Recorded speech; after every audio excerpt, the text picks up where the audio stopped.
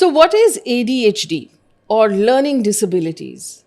How do you decide at what age you want to give your child a screen or a social media account? These are questions that most parents are grappling with, which is why I decided to invite a child development specialist to this conversation. Now, Dr. Samir Dalwai is a developmental pediatrician who's been working in this space for nearly 30 years now. We're going to talk about all of the things we experience when a child is developing, and then some of the problems that some of us experience as adults as well. Like, how do you manage social anxiety? And do you really wish that nobody would call you and nobody would talk to you, and what that actually means? You can use the chapter breakup on this video to watch the portions that are relevant to you, but I do hope that you'll watch all of it. Watch it and leave me comments in the comment section on what you think you found most useful.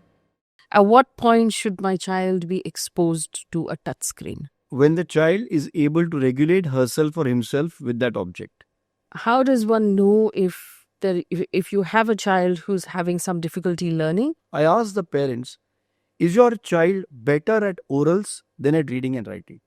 What is ADHD? Hyperactivity means the child just cannot sit physically still. Even if you force him to sit in the chair, he's just squirming around in his chair. Impulsivity is a mind which is like that, which is fidgeting, which means that I cannot focus on the task at hand. And inattention is the amount of time I need to focus on a particular task. I'm not able to focus for that long. A combination of these three in a child is given the word ADHD.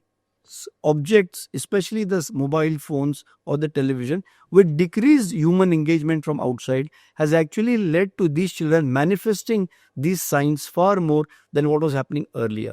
And that's why I feel there's a huge increase in the number of these neurodevelopmental, neurobehavioral issues. If you have too many classes, it's good because the more the stimulation, the better the stimulation. But it's like a bow and an arrow, right? A bow, if you keep bending it beyond a point, it might break. A rubber band, you keep stretching it, it'll break. To isolate your child when all her or his friends are on social media also becomes a different problem. So, how do parents navigate this situation?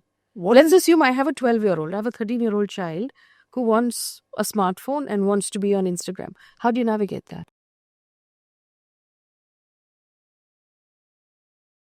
Dr. Dalwai, thank you for agreeing to have this conversation. We've been talking actually for several years, but many of the things that we were talking about have now become realities in the world that we're living in. I want to start off by asking you to explain to our audience what developmental and behavioral pediatrics is.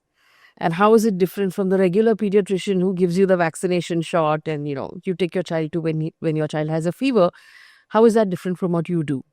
I feel great to be back here again. And lovely question to begin with. What is child development? Yeah. So very easy. It's defined as the things that a child learns and the skills that a child picks up as a child grows.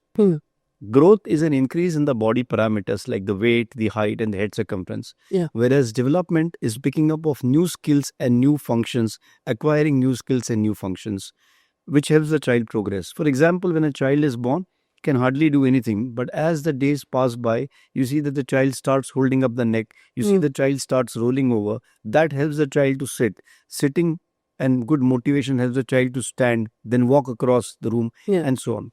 Similarly, this is motor development, but at the same time, there is something called social behavioral communication development, where the child first starts recognizing people, having good eye contact, responding to his name call, recognizing when he's being called, and then gradually being able to understand human behavior, what happens in the house, then the relative's house, and then the neighborhood. And then goes on to good non-verbal communication. By the time the child is 8-9 months old, the child is pointing, waving, making gestures. Recognizing items and people And then going on to speech, which is verbal communication. And then couple of years down the line, reading and writing. And at the same time, you learn to navigate how you behave with different people. So this is the entire spectrum of development and behavior that we are going through. Unfortunately, if anything goes wrong in any of these milestones, then the entire sequence is altered. And that is the field of developmental behavioral pediatrics, where we are monitoring the normal, but if there is any deviancy or delay in the normal, then we are stepping in to try and get that back to the normal trajectory.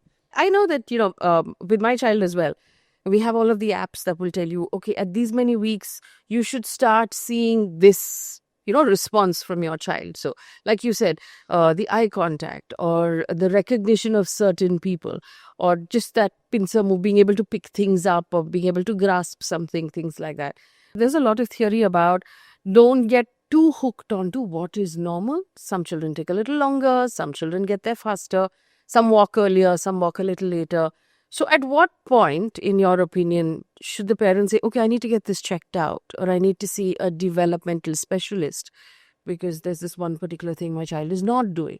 Because a lot of times parents want to believe that, okay, it's a little late, but it's not anything to worry about. So there are these defined timelines where you have to achieve each milestone. And Yes. it's a range. It's never one day. Yeah. But if your child is within that range, then there's no problem. But if your child is not within that range, for example, we're expecting the child to be able to stand independently, definitely by 12 months of age. If he's still not standing after 12 months of age on his first birthday independently, then definitely it is a cause for worry. What is more important, what I would like to share with my experience with over the last 22 years, is that development is a sequence. So it's not only one milestone, whether it's achieved on time or no, it's a sequence of It milestones. pushes back a lot of other milestones. Absolutely. It's about getting the child having the right biology, but at the same time, the right motivation, be able to develop. For example, if there's a household where there are many people and everybody's carrying the child around in their godi, this child is definitely going to walk late because he's not got enough reason to try and walk earlier. So it's also about giving the child the right motivation and the right stimulation in the right environment, which I call nurturing care. How much of children's personalities are nature and nurture? Like, for example, there might be some children who are really physical in the sense that they climb and they jump and they're going from one piece of furniture to the other. Or there might be some children who are quieter and they prefer to just take a book and sit in the corner, or, they're not so physically risk-taking. Is that because of the household that they're in, or is it partly their personality? So you have some traits that you are born with, which are genetic or biological. No two things about it. But the point is, that's it. Your genetic makeup is done, set, and that's how you are. It won't change on its own. But the nurture is something that is modifiable.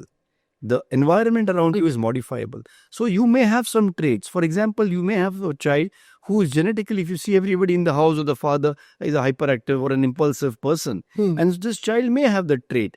But if the child is now in a household which is very well organized, everything is on schedule, everything is calm and peaceful, gradually this child will lose that trait of hyperactivity and impulsivity to become a bit more calmer, to become a bit more organized, to become a bit more well oriented. So it depends a lot on the environment, because the genes cannot be modified, but it is the environment which can be modified. And that brings us back again to the role of parenting and nurturing care. Yeah. So I do want to ask you this though, because while there are some children who are quieter, more social, they're comfortable talking to strangers, or they're comfortable with new people coming into their homes, or they're comfortable being at a party where there are many people to talk to. There are others who are not so comfortable, or there are others like we talked about, who like to break things, who like to jump, who like to and they cause a lot of chaos around them. But is there a written rule that this is how children should be, or this is not how children should be? Because a lot of times they're just expressing their personality. That's absolutely a wonderful question, because now you're going to behavioral pediatrics. What is behavior? So while sitting, standing, walking, or saying the first meaningful word can have a precise definition and a precise time frame, all of that you just described, or how a child should behave in different times, cannot be precisely defined. So how do you look at it, whether it's appropriate or inappropriate?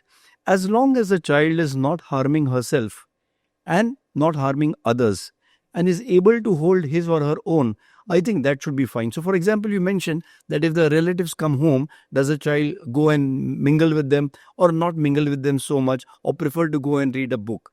All of us have a general understanding. If your child is able to do it and she's polite, and the uncle and the aunt are also happy, and after some time she says, okay, I've got a test, I want to go and read, and this doesn't have a test, but she still wants to go and read, but she understood well enough to give a good excuse that I've got a test. So this tells you our social understanding. Nobody is harmed, nobody is inconvenienced. So is your child able to understand the situation and navigate around it is more important than you saying, no, you must sit with my relatives when they come home and sit here for half an hour and gana bhi sunao or dance karke bhi dikhao. So we have to view it. What is the overall aspect that the child is? In the context, the child will not be a reflection of the parents. And that's why I said the mirroring has to stop. But in the situation, is a child able to handle the situation in the context? That is what parents will be looking for. If this child throws a tantrum and starts screaming and shouting because the parents just asked her to come and say hello to the uncle or aunt, that's not That's a appropriate. problem. Okay.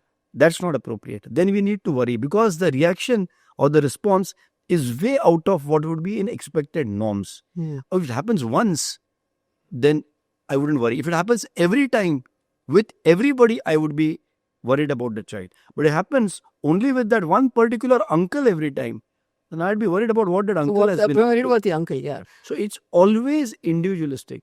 There is no recipe, fixed recipe or a fixed formula rather for parenting. It's a recipe. Yeah. So tell me this, and this we were talking about this before the recording started, where we now largely live in single unit families, one kid. If you're talking about the big cities where both of parents are working, there's always a lot of help. So there's a nanny or there's someone with the child, which means that unlike the previous generations where the children outnumbered the adults and you had to fight for attention, this generation of kids have all the attention because there is one child, two sets of grandparents, one nanny, parents, everybody's focused on the needs of this child. You're saying this setup doesn't give them enough social skills. Explain that to me. We are looking at it as a practical problem. Today we don't have this, so what should we do? It's actually an evolutionary issue. It's far more deeper than that. We've evolved over 6 million years. I mean, you must have read Sapiens and you all know Harari, and he says we evolved over 6 million years. 5.99 million of those years, we've been social creatures. We lived in communes of 100, 110 people, and our survival was dependent on observing the other people around us. For example, I saw somebody far away fighting a lion and I saw what he's doing and I run away. So I was saved. Or I saw the clouds and I saw the sky change and it's going to rain. So I got back into my cave. The people who paid attention to people around them and to nature survived. And that's how those genes have been transferred down. So our genes are genes for social interaction, social engagement, social cognition. If that changes, it is conflicting with the DNA and the social DNA that we have. And if we do not pay attention to this fact that children, each child who is developing in some way manifest the entire millions of years of evolution in those first 4, 5, 6, 8, 10 years of the child's development. So we cannot do away with these established social norms that are necessary to make us develop and behave in a particular way because it is hardwired in our genes. So I understand now we have a fast-paced life and we have nuclear families, but there will be a damage, there will be a collateral, there will be a price we have to pay for it. And I believe very strongly this lack of nurturing care over a period of time in the first 1,000 days of the child's life is resulting in children being not so well developed and not so well in charge of their behavior. And you see a huge rise in hyperactivity, in impulsivity, in disruptive behavior, in aggression in children. And I relate it to this and not to some new disease that has come up. What do you mean by nurturing care? People now think schools are nurturing care. Not at all. Nurturing care is when a child is developing.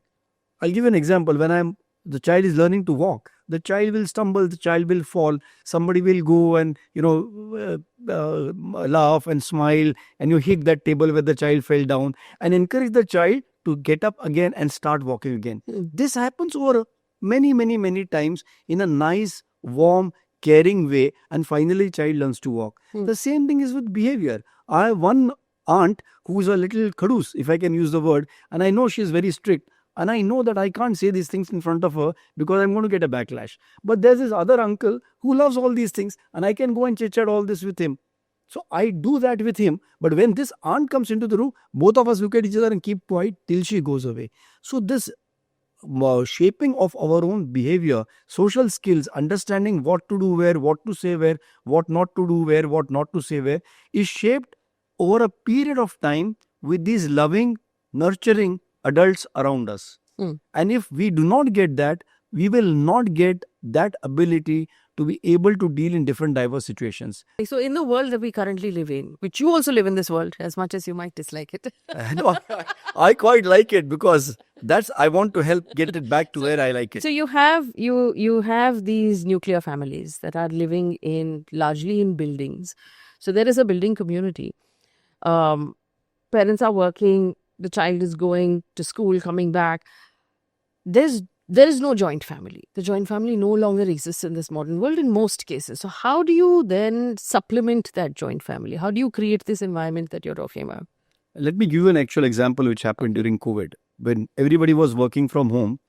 So one of my friends, I made a suggestion to her. She was working with a group of people, Sheetal Amte actually, that give one of the mothers off from work, say from 3 p.m. onwards. And all the children go to that one mother's house. So 6 mothers, one mother takes all the 6 children. She does what she wants with them. She makes her own food. Everybody has to eat that. She has her own set of games or fun. And everybody does that. The next day, she goes back to work. The other mother takes 3 hours off. And all the kids go to her house.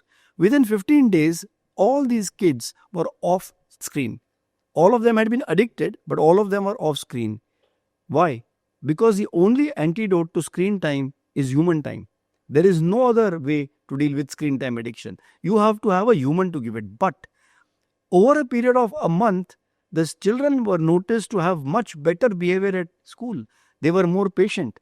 They were more relaxed. They were more cooperative. They were more engaging with other children.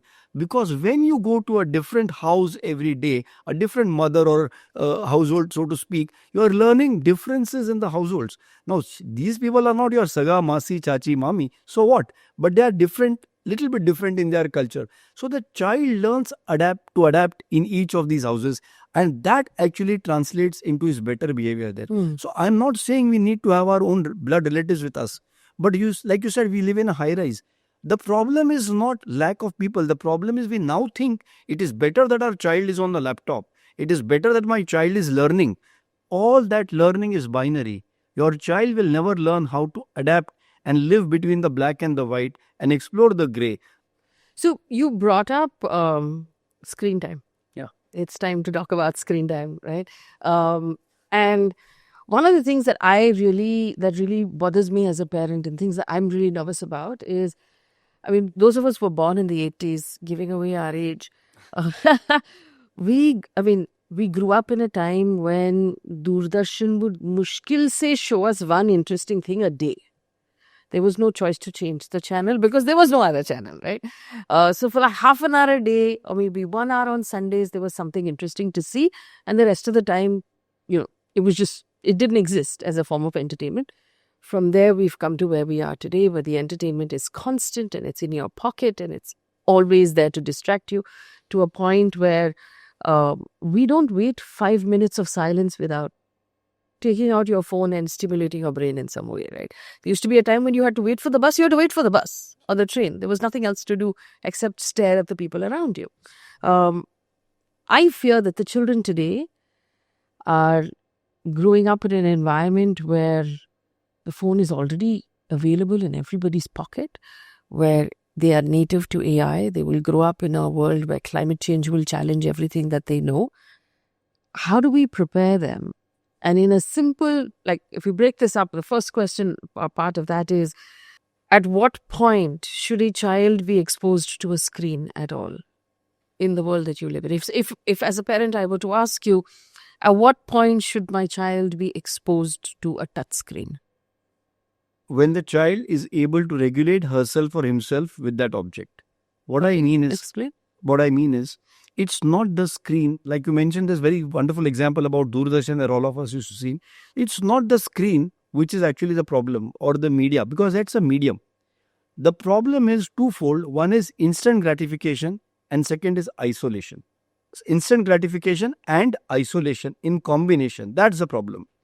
When you mentioned about Doordarshan and we had only one channel, I remember in my house, 10 kids and 10 adults from the neighboring houses used to come to watch television. The Sunday evening, there used to be a movie 6 to 9. Yeah. But we were not watching the movie alone. There were 20 people. Because of television, we had more people in the house.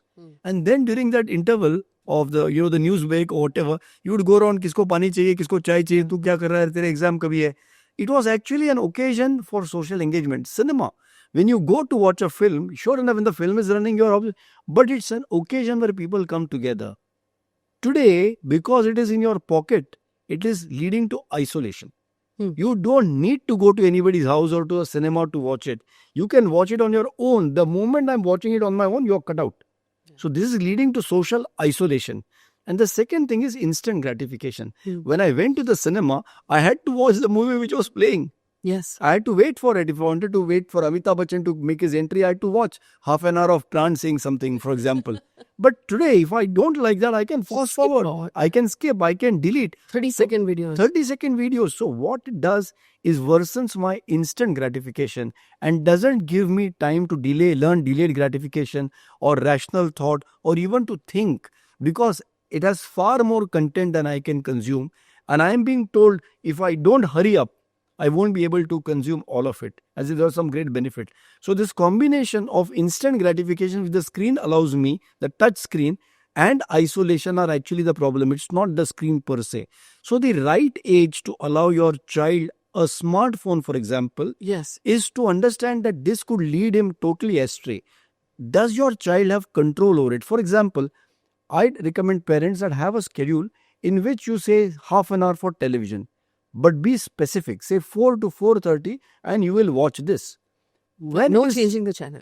Or no skipping the video. No skipping the video, and the 4 to 4:30, it's 4:25. You need to come and remind the child, hey, it's 5 minutes more. Then we need to move on to the next part of the schedule. And you better have something from 4:30 to 5 as well.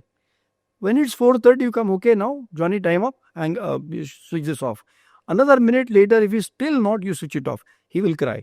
Child will throw a tantrum.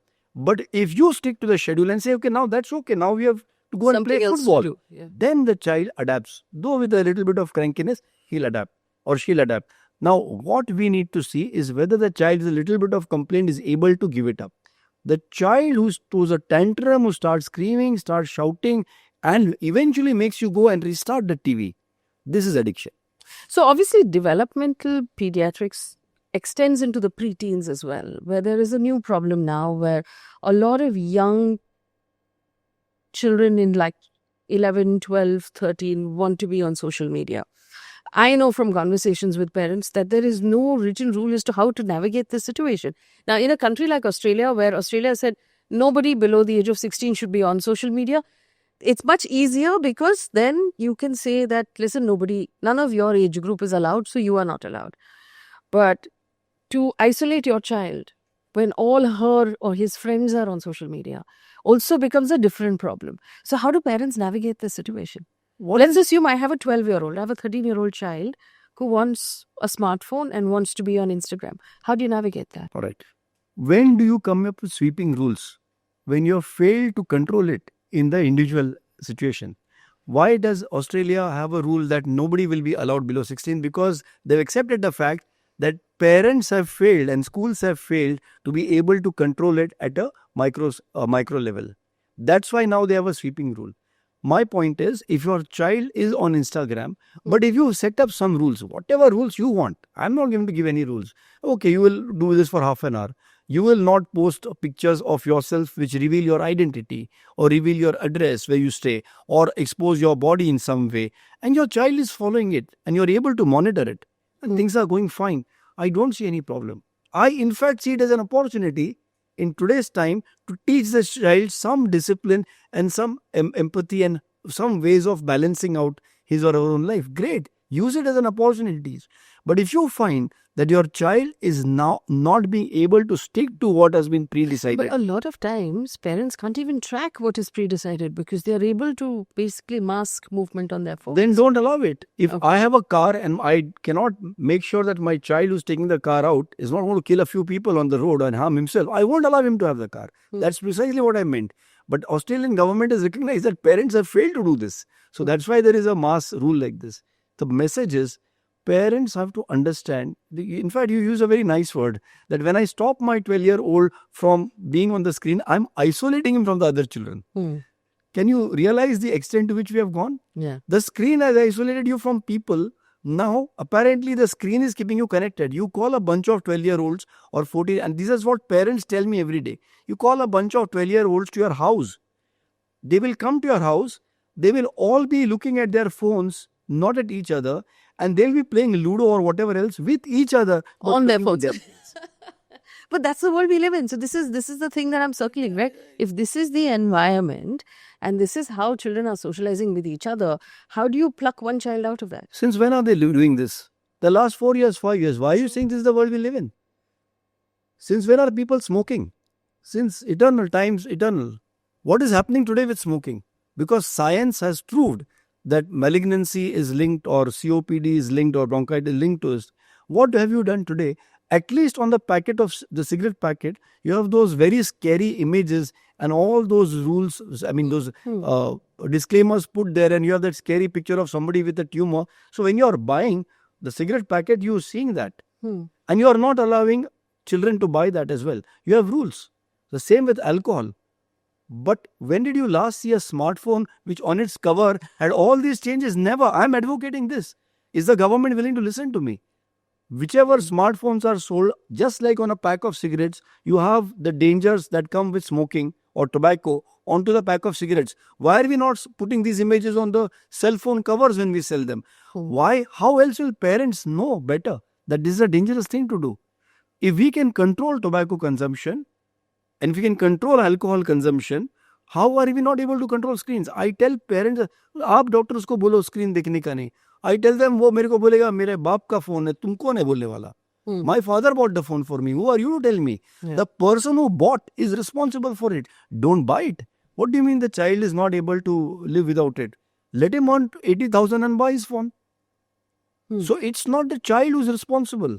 It's us. So, you know, Robin Uthappa was on this show and he had this really interesting observation. He said children who are academically inclined, who are good at academics, they have a binary sort of relationship with victory and failure. That if I study well and if I put my effort, I will always come first. And so they never encounter disappointment because it always goes their way. Whereas children who play sports are constantly face to face with failure, and they, even if they tried hard and even if they did their best, sometimes you just fail. And you learn how to navigate disappointment a lot better because it's just a constant companion. If you're playing sports or if you're playing team sports, then you learn to do it as a team, which is even better. Do you agree with that? Absolutely. The benefit here is the teamwork, that you are not only looking at your own performance, you're also trying to enhance the other person's performance, because if he or she doesn't perform as well, you super performing is not going to make your team win, and you are going to end up on the losing side. So in sports, especially in team sports, you are incentivized to help the other, serve the other, like I mentioned some time back. That is absolutely what you need in real life, outside sport as well. But in academics, it's the isolation again. You're working at your own marks, at your own performance, and you're getting your own result. And if you remember that scene from Three Idiots, where those three friends go to see their results. So the one sees that I've failed, he's okay with it. The second guy sees he's also failed. But when they ask Amir Khan's character, he says, I've come first. Suddenly these two get very upset. So he asks them, why are you upset? You failed. But you're okay with it. Yeah, but now we learned that you've topped the class. So that makes us feel worse. This is the relationship with academics, because only you are looking at your own performance, not at helping others perform. Can we change our education system where you write an exam as a team? And if all of you are able to answer all the questions put together, I'd love that examination. Because here you are focusing on how to help each other. When I, as a developmental team projects achieve the same thing. They would. Yeah. When I, as a developmental pediatrician, see 10 children every day and I'm trying to see how to make them better. Let me tell you the honest fact. I don't know how many children I've got to do better. I've got better. Because every time I'm trying to solve somebody else's problem, it actually exercises my brain, and my brain is still developing, hopefully, with that. The moment I stop doing that, then there's no development. If I know what I'm going to do in my life, I go every day, I do my own thing, my money comes in at the end of the day, I stop developing. But if I'm going to an office and trying to help others also solve their problems, I'm getting better myself. I mean, I'm being selfish to say that. But if you want to get better, the only way to get better is by helping others, for which you need to understand others. That is the mental exercise that you need. That is a mental gym that you need to go to. If you're only obsessed about yourself, will I get these many marks? If I study this, will I get this? That's the binary you're talking about. And then if I don't get it, because it's not eventually in my hands, it's like a huge death blow for me, because there is no third alternative. I haven't thought about plan B at all. Yeah. Which is why it's a very difficult issue, the way we are going with higher academics or bringing academics to the pre-KG or the preschool, where everything is either you win or you lose, binary. And that's the scarier part. That actually brings me to my question on learning disabilities. Right? We didn't even know what they were maybe 30, 40 years ago. Now we do. But from a parent's point of view, how does one know if you have a child who's having some difficulty learning, and how do you work with that? So when we talk about learning disabilities, we are typically speaking in terms of reading, writing, math, or academic-based activity. The point to understand here is a child who's struggling to speak, a child who's struggling to read, even alphabets, and makes mistakes, reads BSD, or confused between P and Q. Or while writing, the child writes mirror images. Yeah. Or while simple arithmetic, he confuses between addition and subtraction. Or even in day-to-day life, when it comes to speaking, when it comes to relationships, above, below, right, left, these are all processes in which the child is struggling to connect things with each other, to relate things with each other, more, less, greater than, lesser than. These are all signs of a learning disability. What do we mean by that? When we talk about language, basically there's a difference between communication and language. Communication is basically the intention and the ability to get whatever my thoughts, feelings and ideas are across to the other person, so both of us understand the same thing. Language is a set of rules for doing that. For example, I could be using symbols. So language is not Hindi, Marathi, English, Gujarati. Language is a set of rules. When I'm using sign languages, it's a particular thing that I make a sign. It means when I say this, you know what it means. When I say this, you know what it means. So that's a set of rules. Whereas when it comes to verbal communication, that is speech, again there are a set of rules. There's grammar, there's vocabulary, there's pronunciation, there's the pragmatics of it. So this is a mug. I'll say this is a mug if I'm speaking English, and I'll use the proper grammar. So these are rules. There are certain children who are unable to process these rules in great detail, and they will end up confusing this, either the grammar or the vocabulary or the pronunciation, and this gets more pronounced when you're actually reading and writing. So a simple way to test for specific learning disability, which I employ in my clinic, I ask the parents, is your child better at orals than at reading and writing? For example, if I read out a story of Akbar and Birbal to you, and I ask you questions which are written below, and the child answers and gets 9 out of 10, which means his understanding, his cognition, his intellect, analysis is all perfect because he answered the questions. But when I don't say anything and I keep this paper in front of the child, you read it, you read the questions and you write the answers, the same child will end up getting 2 out of 10 or 4 out of 10. And when I see the papers, he will have all these spelling errors which are in patterns, either reversals or omissions or additions. So specific patterns of errors in reading and writing and arithmetic. So specifically, this is what will make me worry about specific learning disability. And how do parents work with learning disabilities? What is the best way to deal with it? And, because like you said, this is a child who can understand, who's able to work through. We just have to find ways to navigate. The best rule is start at the beginning, like Maria told us in Sound of Music. The best place to start is at the beginning. So when parents come to me, the child is in grade 5 or grade 6 and is not doing well and there are spelling errors and can't read, I tell them go back, buy all the books or get all the books of the earlier classes. Start with whatever the child had to read in, say, junior KG, for example. If the child is able to read loudly, and then I say, ask him to explain to you in your own language. Suppose you speak Marathi at home. So if the child has read something, explain it in Marathi. The moment you finish junior KG, senior, buy the grade 1 book. Let the child read each line aloud and explain to you what that line means. If the child can finish grade 1, then go to grade 2. You will find a stage at which the child is unable to explain. Start there. Work on that. Help the child read. Help the child identify the alphabets. 2 alphabet words, then 3 alphabet words, then 2 word sentences, then 3 word sentences, then 1 sentence at a time, then 2 sentences at a time, a 3 sentence paragraph, then 1 paragraph at a time. So basically, it's again a sequence of building up right from alphabet recognition to then reading fluency to then reading comprehension. What is ADHD? I mean, what does it mean? How do you detect it? Because right now, are we running the risk of over-diagnosing ADHD among younger children? Can you explain to us what it means? Yes, ADHD basically, the full form is attention deficit and hyperactivity disorder, where basically we are trying to put together children who have a group of 2 or 3 symptoms. Those symptoms are hyperactivity, impulsivity, inattention. Hyperactivity means the child just cannot sit physically still. Even if you force him to sit in the chair, he's just squirming around in his chair. Impulsivity is a mind which is like that, which is fidgeting, which means that I cannot focus on the task at hand. Somebody is walking past the door, I'll forget this and I'll look there and I'll go after them. So the mind is impulsive. And inattention is the amount of time I need to focus on a particular task. I'm not able to focus for that long. That's inattention. A combination of these three in a child is given the word ADHD. But it's wrong to use the word diagnosis because it doesn't tell me what is the cause of this problem. So ADHD is more like a syndrome or a condition, which a word which is used for people who have a combination of hyperactivity, impulsivity and inattention. And it's being over-diagnosed because the diagnosis, again, like I said, that's why we should not use the word. It's just a set of questions which I'm asking parents or the child to tick. And if they answer yes to 6 out of 9, then I'm going to give them a diagnosis. But it may happen that on that particular day that the child is taking that test or answering those questions, he may feel that is the right thing to answer.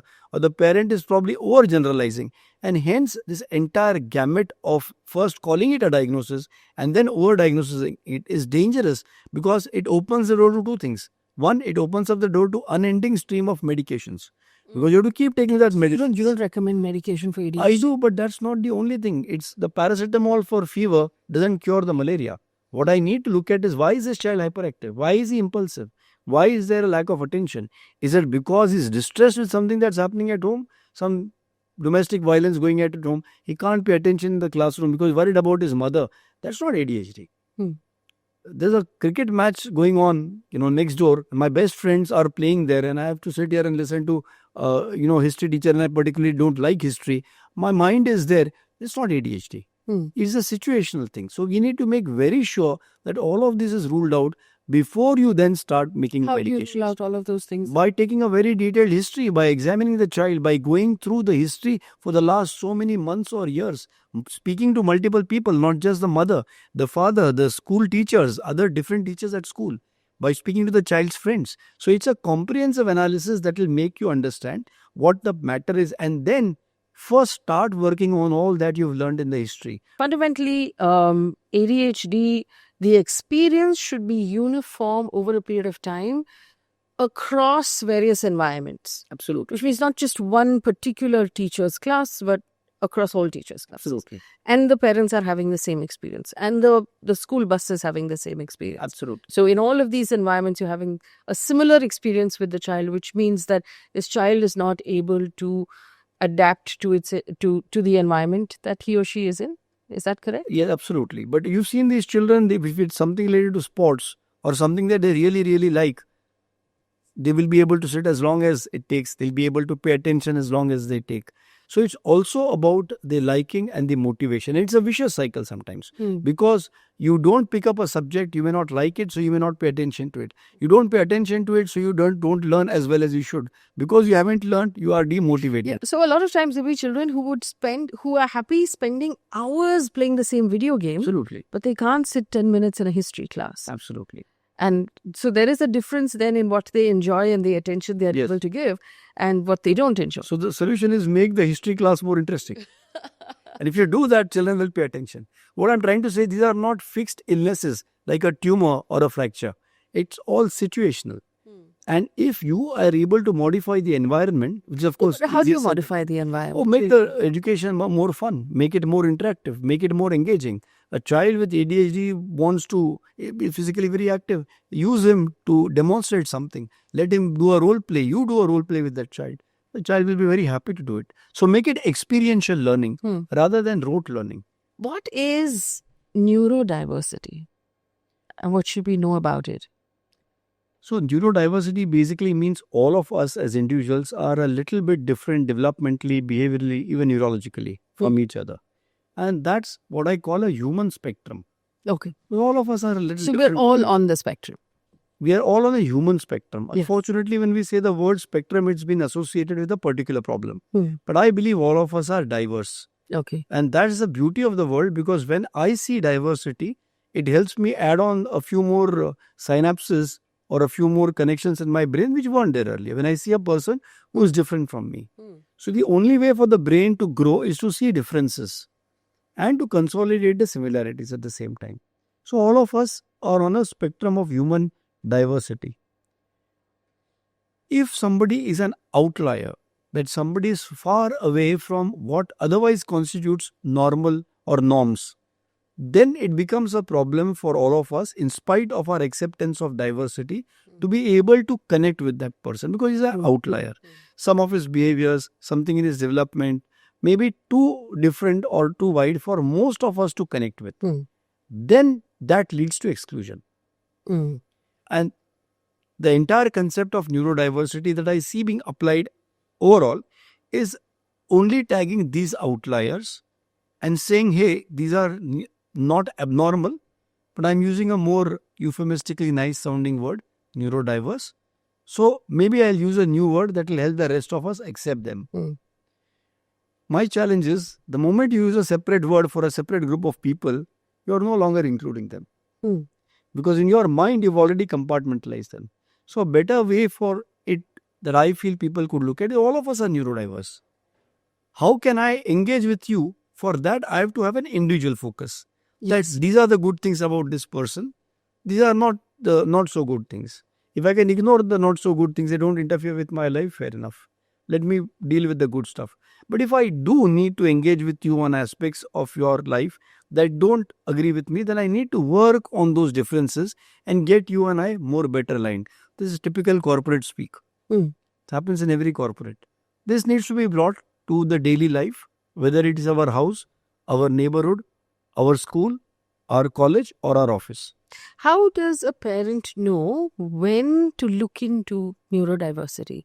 Because sometimes the school will just say, oh, this child is not able to keep up, or they're having outbursts, or they're not reacting to authority very well, or they're not reacting to other children very well. How do we know that, okay, this is something that I should get looked into? If certain troublesome behaviors are troubling people at multiple places, troubling the child also at multiple situations, and in multiple situations and areas, the child is not being able to fit in with what is expected in that situation. It may be just social behavior at home. It may be social behavior while children are playing on the playground. It may be some academic related activity in the classroom. If the child is consistently failing to catch up and fit the norm, then I should be worried. It doesn't mean the child is abnormal. It only means it's not fitting into the norm. Then I need to see whether the child is getting the appropriate stimulation, the appropriate support, the appropriate help to be able to deal with that difficulty. And if that appropriate help now needs to be brought in, I need to supply that. Either it is a school teacher, or either it is me myself, or either it is a specialist. But I need to provide that additional element. With that, if the child picks up, things are settled. Then I need to withdraw that additional help. Okay. I don't need to keep providing it, because if I am providing that additional help all the time, that means that help is not actually making my child independent. It's making my child dependent. So I also need to have an exit policy. When will I stop this? So that then my child is managed on its own. But if I find that the moment I start withdrawing something, my child is again falling back, then definitely I need to do something different, because this is an outlier then. And then comes all these issues about diagnosis and label, etc., which then I need to, after this point, step in and bring in a consultant or a specialist who understands the whole gamut of things as to what is the cause of those symptoms, or what is the cause of those issues that my child is not being able to fit in, rather than just providing quick fix solutions to all of them. That's where a parent needs to really take it to a professional. What is the difference then with autism? And how do autism diagnoses are arrived at? the world looks at autism as a set of symptoms that exist in a particular child. For example, if a child has poor eye contact or had, does not respond to name call when called out, does not know how to behave wherein is seen to be hyperactive, does not speak age appropriately, does not understand when spoken to age appropriately, and keeps doing some things repeatedly. So when there's a combination of these 6 or 7 features or symptoms in a child, then we use the word autism for them. But it doesn't tell us the cause of it. My problem is, unfortunately, that we have not been able to satisfactorily identify a cause of these symptoms. Like you have cough, cold, fever, you'll try to identify, right? Whether this cough, cold, fever is because of a bronchitis, whether it's because of a pharyngitis or a pneumonia. And then you target the basic cause of these symptoms. Unfortunately, somewhere in autism, we've given up trying to find out the cause, or maybe we've been looking up at the wrong places for the cause and haven't found any. So now, what we've been doing is just treating the symptoms. So if a child is not speaking, the supposed solution is make the child speak. So keep saying something, keep saying something, keep saying something till the child maybe repeats it. Then I don't bother whether the child has understood it or not, as long as he's repeating good morning. He may be saying good morning at night also, afternoon also. He may say good morning to a kidnapper also, but that's okay. That is a challenge. So autism is basically a situation or a condition in which a child has all these symptoms. Now, when I've been practicing for the last 22, 23 years as a developmental pediatrician, and I looked at what all these symptomatic therapies were helping the child with, they could help the child to pick up certain patterns, but they would not let the child understand where to use these, where not to use this. And thinking further about it, I realized that perhaps the first thing that goes wrong in a child is that the child is not able to engage or pay attention with other human beings since birth, and is far more engaged with objects in the environment rather than humans. Now, if the child is not able to engage with humans, then the human engagement, which is the first step, which ideally should lead to the child observing the parents or the people around to learn behaviors, what to do when, what not to do when. The child who is observing his mother will observe that when the doorbell rings, the mother goes and opens the door. When the doorbell doesn't ring, the mother will not open the door. So the child who's having human engagement now goes to the next milestone, which is human behavior, which is what to do when, what not to do when. So the third milestone probably is non-verbal communication. And when the brain gets a lot of non-verbal communication, good human engagement, good behavioral learning in the first year or so of life, then the brain develops enough neuroplasticity to understand speech, that look there, the sound look there is also a symbol like this of pointing that I should be looking in that direction. So when you understand sound, it becomes speech. You don't understand speech when you're 2 months old. Why? Because your brain hasn't developed. Just like you can't run when you're 6 months old. To get to running, you have to do sitting, standing, walking, which develops your body and brain to be allows you to run. Similarly, these earlier milestones are very necessary for the child to be able to speak. A good 2 years of speaking, then we are set to go to the next level of communication, which is reading and writing. The child who does not have human engagement, hence does not develop any of these milestones. And hence there is no eye contact, there is no response to name call. Child doesn't know when to behave, what to do where. So you see this hyperactivity. And that's why there is no pointing and gestures. And that's why there is a speech delay. But the sinister thing that is happening is because he's involved with objects, he's learning with the same intelligence from objects. What you learn from humans is different behavior at different time, different speech at different times. What you learn from objects is patterns. Because every object around you is arranged in patterns or runs or works in patterns. So these children end up getting pattern involved and learning patterns and become pattern ustads. So something that is seen by them or heard by them repeatedly, if they like the pattern, they're able to mimic it in the entirety. The pattern that they don't like, they'll never pick up. But even what they pick up, they don't know when to do it, when not to do it. This is the entire way the symptoms of autism come up. Now what happens is we have not seen any of these milestones. Sitting, standing, walking, we have seen. So we understand if he is not running, I need to start with sitting. But these earlier milestones, in fact, were described by New Horizons Child Development Center as a sequence. Parents don't know this because they are unseen milestones. They are not visible milestones. So the mother or the father identify my child is not speaking. 1.5 साल का, 2 साल का, 2.5 साल का हो गया, बात नहीं कर रहा. Then you directly start say mama, say mama, say mama, say mama. If the child likes the pattern of this sound, he may repeat the sound Without knowing what it means. without knowing what it means. And hence, you may have a child who's now parroting but doesn't have eye contact, doesn't understand human behavior, doesn't know what to do when. Unfortunately, you identify this as success. Now you start say papa. And you keep doing it. The child may not like the pattern and may never say papa. Say good morning, the child may like and may repeat say good morning, but he's saying it all through the day. He doesn't understand when do humans say good morning and when they don't say good morning. Similarly, very interesting thing, you'll have seen that children keep doing the same pattern. They'll keep playing with the wheels of a car or they'll keep lining up objects. You ever wondered why that happens? That's because the adult drives a car and the adult has a purpose for the car to go from one place to other. The child wants to drive the car. The father obviously doesn't let him. But to console the child, he gives him a toy car. The child knows what the adult is using the car for. So he knows how to use a toy car. So he's going to take a bang into something else, etc., etc. So he knows the purpose of the toy. A child with autism has never observed what the father is doing because he's not observing people. So he doesn't know the human reason for a human car to be used. So when he is given a toy car, he doesn't know the purpose of that toy, but he finds that the wheels go around in a certain pattern. So he's engrossed all the time just playing with the wheels. Or the door may open and shut. And we call this as patterned behavior or repetitive behavior or restricted interest. That is interested only in the wheels, not the whole car as such. Now the problem is the Western medicine and the DSM-5 of the world, etc., they have only classified the symptoms.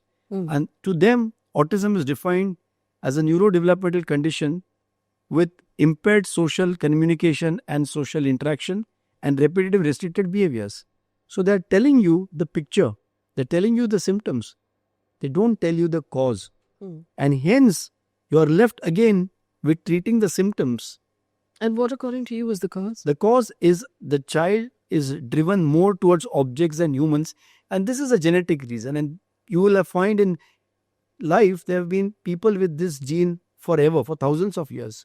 People who are drawn more towards objects and patterns and less towards humans. But what happened about 50 years back or 40 years back or even 30 years back, the child who had an innate deficiency of engaging with humans was in the house with 10 people. Nobody left that poor guy alone. Right from day 1, day 2, day 3 of his life, somebody or the other would come and engage with him. So if the child was a little deficient, he got a lot of engagement from outside. So if you are deficient in vitamin D, somebody gave you vitamin D, you are fine. So the child who lacked innately human engagement got a lot of human engagement, and there were hardly any objects in the environment. I mean, when we were kids, we all played with one bat, the whole mohalla had one bat. But you had a lot of human engagement. So children who lacked this still got on. They got into a level where they were able to manage, but they were not very outgoing. So if there was a event somewhere for somebody's house for dinner, they'd say, oh, you go. They would not really be so engaging. We called them introverts probably. But you gave them something to do which was patterned. Mathematics, art, music, sculpture, economics, physics, chemistry. Newton's law is Newton's first law is Newton's first law. They were brilliant at it. And hence they went on to either become great craftsmen or great artisans, or great economists, great physicists. And they were able to super excel at that where the rest of us could not. But they were always what we call socially awkward. But cut to today's generation, those same genes when they are born in the last 10, 15 years, the problem is there is hardly any social engagement now available to that child because nuclear families, no time with nurturing care, no time with the relatives, no neighborhood. So you believe that there is a higher instance or a higher diagnosis? Oh, absolutely. No, there's a higher instance. You are seeing far more children with this than they ever were. And the other problem is they increase exposure to objects. Even in the last few years, the objects were toys, etc. But there is one object that has replaced every other object as well. This. Forget about humans. It has even replaced other objects. So this is a pattern creature. It runs on patterns. The child knows how to use patterns. It's easy to get. It's easy to get. So increased objects, especially the mobile phones or the television, with decreased human engagement from outside, has actually led to these children manifesting these signs far more than what was happening earlier. And that's why I feel there's a huge increase in the number of these neurodevelopmental, neurobehavioral issues. So you do have a point of view, if I'm not mistaken, about these extra classes that children take. So there's a football class, and there's a gymnastics class, and there's some other kind of class. You believe that's detrimental? Now we are talking about so-called neurotypical children. Yes. If you have too many classes, it's good because the more the stimulation, the better the stimulation. But it's like a bow and an arrow, right? A bow, if you keep bending it beyond a point, it might break. A rubber band, you keep stretching it, it'll break. So it's good to bend the bow occasionally so it's in shape, but you can't break it. So what I advise parents is, put your child for classes or different activities, but make sure of two things. So parents, make sure that your child likes the activity which is going for, so he can actually engage and participate. Because if he's going passively, it doesn't help. Yeah. And second, it mustn't be so much that there's no time left for the child to assimilate and to be on his or her own. And even the child needs time to get bored, so the child is able to deal with boredom and to build resilience around it. When we pack our children's day so heavily, and then they have to wake up at 6 in the morning and go to school, because school is now at 7, where does that leave sleep and rest and, like you said, just vacant time to get bored? If I can I can't overemphasize the need for a good 10 to 11 hours of sleep at night undisturbed. And this cannot be compensated by 4 hours in the afternoon and again 6 hours at night. It has to be undisturbed, continuous sleep. So if there is a situation that your child has to, the first thing, if your child has to leave the house at 7, I strongly advocate that you wake him up at 6. Because it takes 1 hour for the entire arousal system to take place, for the child to finish the daily chores, for the child to go for the toilet and then take a bath and actually have time to feel hungry and eat something. And this gives time that when the child is in the school, the brain is functioning very well, so the learning happens. So it takes an hour that you need to wake the child up before the child leaves the house. But if you have to wake up the child at 6, calculate backwards. The child has to go to bed by 8 or 9 or latest by 10 to be able to get those many hours of sleep. And then sure enough, wake the child up at 6. The key issue is, unfortunately, if the child is staying awake, either waiting for parents to come home late, or is doing the homework till 11:30, 12 at night, or is on the media or television late at night and sleeps only for 7-8 hours. Which means when the child wakes up, child is not fresh, not aroused enough, not paying enough attention. It's not going to learn in the class. And then you may go on thinking it's a learning disability. That's what I meant earlier, the situation. And then child comes back in the afternoon, maybe catches 3-4 hours of sleep, and then again is little slow in the rest of the day. It doesn't match up. The daytime is a time when the child needs to be actively engaging with the world, because the world is awake at that time, and sleep when the rest of the world is sleeping. So what I advocate parents is, if you have to wake up your child at 6, make sure you get at least 9 to 8 hours of sleep. The younger the child, more the sleep. What is the one behavior pattern that parents get most nervous about that you believe they should not worry about at all? They come to you and you're like, no, this is not an issue, it's fine. Performance. Okay. Even when children don't have a problem. I'm not talking about children with autism or some other issues. It's just competition, that the child was doing this earlier, is not doing now. Or the child is not doing as per the other children. Or my child is not enjoying multiple activities. I said, it's okay if he doesn't enjoy. But the biggest concern is my child is perhaps not speaking as much. What I see is, how is your child's human engagement? Oh, that's good. How is your child's social behavior? Oh, perfect. He knows how to deal with the aunt and the uncle, and he's very polite with people who come home and all. How is his non-verbal going? Very good. So what's your problem? Oh, he doesn't speak much. Well, that's fine, because everything else is intact, and it is his choice how much he should speak or she should speak. He may not enjoy a particular person's company, so he may not want to speak, which is fine. But does a child speak enough to get by in day-to-day life? That's fine. No, but what we are worried that the child will not perform well in the exams, etc. I think that needs to be reassured, because today the world is revolving for parents around whether their child is able to cope up with academics. So my biggest worry, even the speech parents are worried, because अगर बात नहीं करेगा तो school में interview में admission नहीं मिलेगा. That is the key issue. So parents feel that schools are the gateway to my child's success in life. And that to me is the greatest worry. So I know that you're a child specialist, but I'm going to ask you a question for the current 20-year-olds.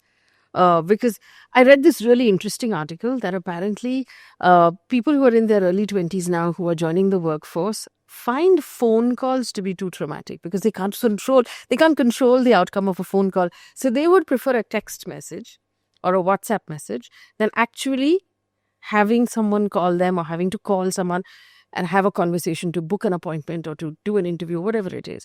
Has COVID sort of put a lot of people in a pocket where basically you were so isolated and you spent so much time on your phone and you spent so much time scrolling, doom scrolling, Instagram or TikTok, that we've forgotten how to interact. And so there is an anxiety that gets built with having to leave your house and meet your friends.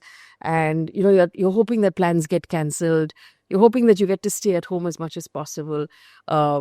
Is that something you're noticing? Absolutely. And it's called social anxiety. We have a new diagnosis. We have a new diagnosis, yeah. Social anxiety, that you're not very comfortable to interact socially. The word social means human. But it just takes a lot out of you to have to leave the house at all. It takes a lot for you to engage with anybody or to leave the house. So leaving the house can be a fear of the germ infecting you. But meeting people, the fear is, will I be able to adapt? What will that person think of me? Will I be judged in a good way or a bad way? How will I interact? So it's a fear of judgment. It's a fear. Basically, it's the inability to adapt to different situations with different people. Understanding that people will be different. I need to adapt. It's now a loss of ability to adapt. I don't have that ability to be charming to somebody, to be a little assertive where I need to be assertive, to be a little submissive where I can be submissive. These are social banners, or I would say social cognitive skills or social behaviors, which if we do not practice, we will lose. Yeah, and also Unless you are a politician who is perfect at this all the time. Yeah. But also even when if you go politician out can get out of When you touch. come back, you find it really draining. And then you feel like you're completely drained and you can't do this now for another 3 days. So there are two things. If you really have a group of set of people whom you meet who are by their own selves troublesome and who are negative and who are actually troubling you and it's not benefiting you, there's no growth for you in that situation. Yes. And then you feel drawn, your energy sucked away, avoid those people. But if you feel that is everybody, then there's a problem. If you feel that you want to avoid everybody, then it's a problem. Doc, thanks so much for hanging out. And I'm sure if the audience has questions, they'll put it in the comment section and you'll come back and answer those questions for us. Thank you so much. It's been a pleasure to chat with you again. Thank It's you. a long conversation, but it was brilliant. Thank you. Thank you. Thank you.